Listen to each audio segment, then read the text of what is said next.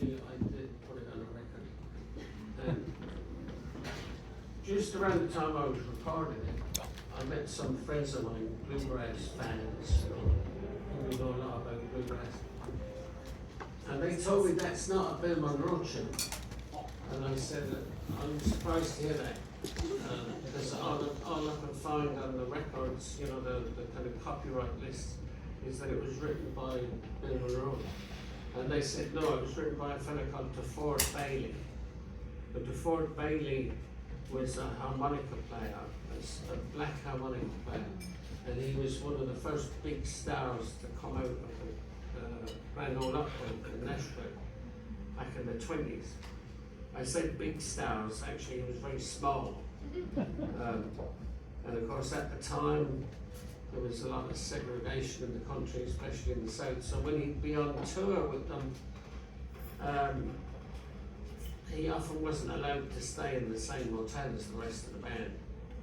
So they would try to get around that by saying, this man is our valet, we have to have him with us, you know. And if that didn't work, because he was so small, they would sometimes put him in a double bass case to carry him in, you know. So I thought that was kind of interesting, but it didn't solve the problem. Who wrote this piece of music? So then I met this musicologist guy, a bluegrass specialist, and he told me that the confusion arose because DeFord Bailey had recorded another piece of music, but with the same title. And the one I was playing was actually Bill Monroe.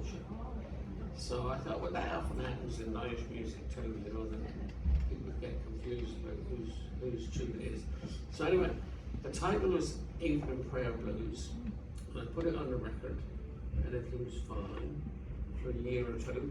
When I met some other friends of mine who were also bluegrass fans around the DC area, and we were talking about Bill Monroe, and I said, I never really got to see him. I saw him once, and it was very near the end of his life. He wasn't really well, you know.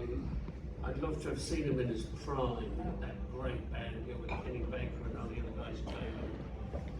So a week or two later, I got a videotape in the post, and it was a videotape of a concert.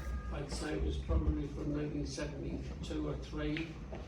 I think it was the Philadelphia Folk Festival.